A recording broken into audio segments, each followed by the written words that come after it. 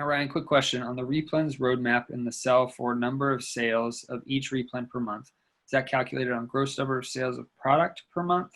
Or do we take into account our slice of the pie based on the presence of other FBA sellers? It would be your actual sales per month. So your slice of the pie based off of the presence of other FBA sellers. So if you are selling 10 units per month of those Replens, that's what we average is 10 units per month of sales per Replen.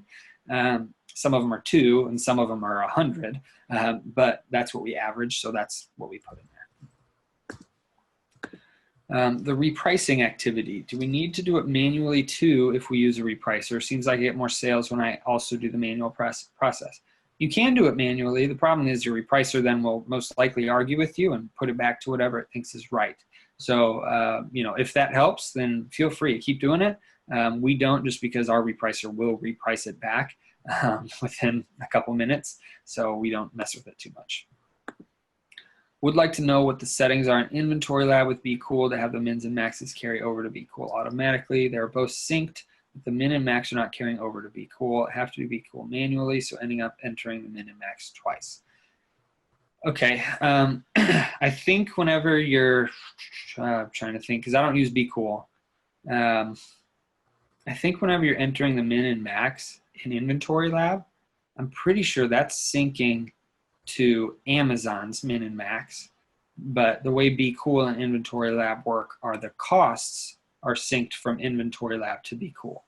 So that's when you need to have some sort of a strategy in Be Cool that then allows you, that automatically sets your mins and maxes based off of the cost of that product. Did that, hopefully that makes sense. If not, ask a question again. I'm pretty sure that's how it works because they do the same thing with Informed, is that essentially Inventory Lab sends the costs of the product to Be Cool. Be Cool has a repricing strategy set up that automatically calculates your mins and maxes based off of parameters revolving around your costs. So if you want 50% ROI as your minimum and 400% ROI is your maximum, then Be Cool should automatically set those up for you. So I think you need a couple of things set up in there. I might be wrong because I don't use it. I don't use Be Cool. If I am wrong and that doesn't work or change something, then you can always reach out to Inventory Lab or Be Cool to help answer that, or ask a question again and maybe I can clarify, I guess, my thoughts on that more. When doing a search for prep space, since storage units don't have electrical plug-in, what do we search for on Google? Well, I guess for us, we just looked, I guess, a warehouse in, you know, city, comma, state. That's what we looked for, or lease, warehouse, city, state. It was pretty simple. Some storage units, I thought some of them have electrical plugins. If not, yeah, I guess I thought that there were some like climate controlled ones that might. But if they don't, then a lot of times they'll have like an office or something that you can use and you can set up there, or you can use your own Wi-Fi or bring something, I guess, that you could use. I don't know for a storage unit specifically. But yeah, the way we searched was lease, warehouse, city, comma, state, and just looked at a bunch of different options. And we actually found ours, I believe, through Craigslist at the time. So you usually get a better deal that way. How many employees do you have for 70K in sales? So we had 2 at the time. Now we've got 4 part-time employees. We had 2 that worked quite a bit. And we actually had, I think, another helper that was coming in that month too in August. That was kind of training. So maybe it was 2.5. But yeah, 2 actual part-time employees. And now we've got 4 for warehouse. How much did it cost to set up warehouse with tables, etc., for the basic layout? So we got all new equipment. So we got all new computer, we got tables, we got internet, we got routers, Dymo. We got a new Dymo, a new scale. We kept stuff at our house because we thought, well, maybe we'll need it. We ended up not really needing it, but we still kept everything in our house. So we actually re-outfitted the whole deal. So for us, it was about $750 to $1,000 for that stuff. Just because we wanted to make sure we had everything separated. If you are bringing over your Dymo and, you know, maybe you already have a computer that you're bringing over, I mean, it won't, tables can be fairly inexpensive. We got a 6-foot table, folding table essentially from Walmart. It was 6 feet or 8 feet, one of the two. And they were like 40, 50 bucks a piece, I think. So that wasn't too expensive. The internet can add up depending on where you're at, you know, in the country, but everything else was pretty basic for us. How many products do you typically ship per shipment? Is there an amount that you consider too many? We typically, on average, will ship 600 units per shipment, and we do about 2 to 3 shipments per week. So it goes pretty quick, but is there an amount that you consider too many? Not necessarily. I guess that will just depend on your employees and your process. I think over 600 units kind of slows down the process. It just becomes a little bit more labor intensive and it's harder to focus. I think it's good for them to be able to switch it up. We used to try to keep it at 300 units maximum just to speed up the shipments. We just started getting so many products that it wasn't possible. So we upped it to 600, and that's usually what we average, is 600 units. Where do you buy bubble wrap? Ooh, I think we used to buy it on eBay, actually. I think Brittany could probably answer that question better than me. But yeah, I think it was eBay, and actually our supplier just changed, so I'm not sure where it is now. But yeah. Please expand on sold as set stickers and not having to cover all barcodes. Well, essentially, if you put a sold as set sticker on the outside of a poly bag, the Amazon warehouse workers should know that they shouldn't open the poly bag and scan the barcodes. So essentially we have a sold as set sticker as well as our FN SKU sticker. And that allows Amazon just to see that and know that we don't have to cover the barcodes. We still try to cover them as best we can, like naturally, but we don't sticker all of the barcodes. So if we've got a bundle of 4 items, we just put them in there, put sold as set and then our FN SKU, and we haven't had an issue so far. And I know a lot of people that do that too. What are the advantages / disadvantages of doing larger versus smaller shipments costs? So the larger the shipment, I think it's a little bit more, there's more opportunity for the employees to kind of get bored and maybe becomes more monotonous. Whereas if they're smaller shipments, they're doing more and different things, so it's keeping them a little bit more active and also allowing them to, I guess, keep their brain active as well. The costs, the more items that we can put in a shipment, the lower our shipping costs usually are per pound or per unit. And the reason is just because if Amazon decides to split it up, split some stuff up into a third or fourth shipment, if you've got more items in that shipment, there's more likelihood that you'll have 10, 15, 20 items that go to that fourth warehouse instead of 1 or 2. So having a larger shipment helps with that. It helps to lower the costs per unit or per pound. But yeah, other than that, we try to keep it at about, like I said, 600 units just because it seems to be about right for our employees at this time. If we had more employees, we'd probably make it bigger, or we'd just do a bunch of smaller shipments because we have more employees to be able to do that. Then we go through a more detailed system on the personnel creating the shipments while they are doing the prep. So I assume that you mean, just a few minutes ago with the question, I assume that you mean with closing out the shipment while you're prepping. Essentially, I don't have like a layout for that because we don't do it often because we're usually adding products to the shipments while they're already working on them. But if you aren't going to add more products to it, you can close it out and essentially send it to Amazon and have them tell you what locations or what warehouses these products are going to. So then whenever you know that, you can, as people are prepping, the 6 things of toothpaste, and they already know that those things of toothpaste are supposed to go to warehouse MDW. And so 3 of them go there. Let's put after I'm done, I'm going to put the 3 in the box. And then the other 3 go to this warehouse. So I'm going to put 3 in that box. And essentially just keep a running tally of what's going in each box. And at the end, when you're done with that, you just enter in all of the products and what box contents there are. And it just goes a little bit quicker instead of taking those 6 things of toothpaste, putting them in the middle of the room and mixing them up with 6 things of paper towels and putting those in the middle of the room. And at the end, having to separate it all out again and then box it up. It's just an extra step, but that's you're only able to do that if you are for sure not going to add more things to that shipment. We like to switch things around because some things might not show up with the employees and stuff or with OA. So we usually keep them open at this point. If you're doing 1 shipment at a time, it's very doable though to do that. Hopefully that helps. feel free to ask questions here or even in the group if you want. An inventory lab, I've never had the option work that add to a working shipment process. I have put in support tickets with no help, so I'm ending up with shipments with 1 to 6 items. So, okay, you're creating a shipment in inventory lab, and it sounds like you're putting in 6 items from a buy list maybe, and then you're going to add more products to that shipment, and it's not letting you. I'm not sure why that is. If I misunderstood the question, then please ask it again. But it's always worked for us, adding to a working shipment. If you're trying to add items that have already been sent to Seller Central, you can't do that. If it's in Inventory Lab, you can. So yeah, that's definitely an Inventory Lab thing if that's the case.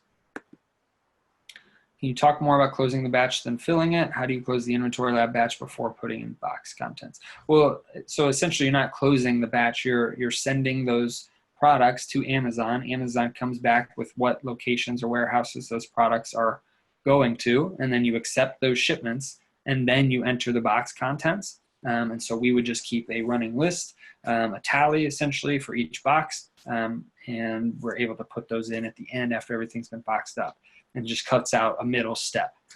So it speeds it up a little bit. Hopefully that helped. You're still entering the box contents in Inventory Lab. Do you have a starting wage suggestion for hiring employees? It is going to be different by state because each state has different minimum wage laws. So $10 an hour here is going to be way better in Missouri than it is in California. So for us, we start at $10 an hour. Some employees get paid 11 or 12. And so that's just how we do it. It's going to be based off of essentially what a like or a similar job would be paying in your area. And so for a warehouse employee, for us, it's about $10 an hour. And so that's why we start there. The question from Ganti is about liability insurance, general liability insurance. You were mentioning Ashland hadn't, so he was asking what the yearly cost is approximately, if you remember. Trying to remember. So we just went through an audit, so it's a little bit more difficult. I think at first when we started, it was a minimum premium, and so it was like, let me say, $600 or $800 a year for the liability, and work comp was like $400, just a minimum premium in each state, and so that was the minimum in Missouri. Okay. And so yeah, it just went up because our sales went from, we were doing 20,000 a month to what we're doing now. Right. So up with the audit, which is fun. But yeah. This question that I just answered? Yep, that's it. Yep. How many shoppers do you have for 70K? We had 0. So up to 70,000, we had 0 shoppers. And so that's why I put in the next 70 to 100 as shoppers. It was just me and Brittany. So I guess 2, if you want to go with that, 2 shoppers for 70K. You can obviously do it earlier, get some shoppers. But right now where we're at, Brittany and I don't really shop much at all anymore. And so we have 1 actual part-time shopper, 1 full-time person that kind of manages that shopper and shops a little bit herself, and then 1 person that does maybe 5 hours a week shopping. So it's more like 2.5 people where we're at now to manage all of this, and that's all they do. Repricer rules. You mentioned you match the buy box. What do you base your minimum price on? Is that the average 90-day price on Keepa? How long do you leave your minimum price before deciding to drop it? Yes, we match the buy box. We base the minimum price on essentially just our parameters, so what we want for that product. So we will look at Keepa and see kind of the history of that product. If it is very consistent, we're not going to put that minimum much lower than what it should sell at. If it's volatile and we could make profit at a lower price and it's happening consistently that it's going lower, then we will most likely price it there. So just a generic ballpark for us, our minimum is probably a 20 to 25% ROI. That's our minimum. But if something's making 100% ROI, our minimum will most likely be like a 70% ROI. So we do go product by product. How long do we leave your minimum price before deciding to drop it? That's just going to be case by case. If something has expiration dates that's coming soon, we will drop it sooner. If something it has a shelf life or can last forever, then we might wait a long time. And so we just monitor those things on probably every 2 to 3 weeks. We take a look at an informed, there's a report that pulls up for competition below our minimum price. And that's what we look at every 2, 3, 4 weeks or so. We're not always monitoring that though. Do your other part-time timers help train newbies to prep? Yes.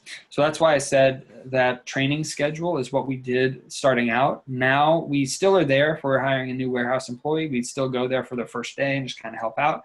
But after that, it's pretty much our employees deal with training them. We'll stop in just to check in on the person every so often, but it's pretty basic from there. It's nice to have them be able to be trained by our current employees. If you have a bundle of 2 glass items, do you put the bubble wrap inside of the poly bag or outside with the stickers? Anything that's bubble wrapped, we bubble wrap the item, then we put it in a poly bag. I'm pretty sure that that's how it's required to be done, but if it's not required, then that's just how we do it, just because that's how we've always done it.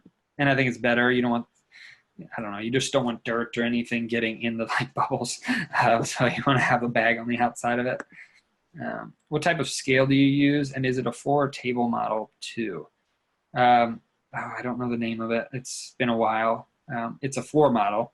I know that, and it's a pretty big scale. It's like 2 feet by 2 feet, and then it has like a long thing that tells you, I don't know, it's up probably 3 feet tall. That allows us to be able to see the weight. But yeah, I don't know the name of it. It's just a big shipping scale. Do you or your employees create your buy list? It depends. For the most part, our employees, the shoppers, or actually we got the person that manages the shopper, they kind of deal with the buy lists. You know, but sometimes, like if there's something that I need an employee to go buy, we deal with the buy lists for that instance. So if I'm still making the shopping list, I just make the buy list while I'm doing it, and then I'm able to send them the shopping list from there. Do your 4 employees do prepping and shipping only, or do they do shopping as well? If both, do you pay them the same? We very intentionally set it up to where things are separated. So our preppers and shippers only prep and ship, and our shoppers only shop.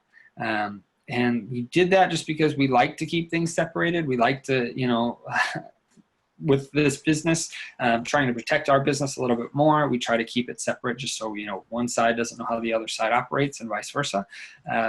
But we do pay them actually all the same. So not all of them, but, you know, essentially the same rate. So our shoppers start out at $10 an hour. Our shippers start out at $10 an hour. And then we go from there based off of how, you know, if they should get a raise or not. Is there a module so we can read ahead on where or how to find VAs? There will be in the next one. We use VAs sparingly, but that will be something that we've got in the next webinar. And there's no reading ahead yet because the presentation hasn't been done. So will be done soon. Since you and Brittany don't live shop, course. Exactly.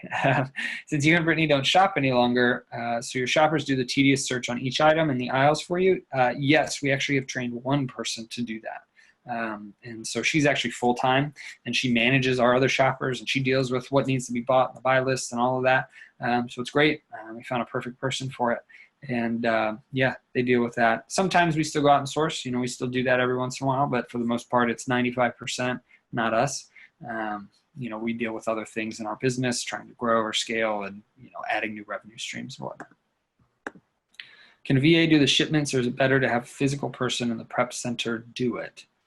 I don't think a VA could do the shipments, like actually prepping and shipping them.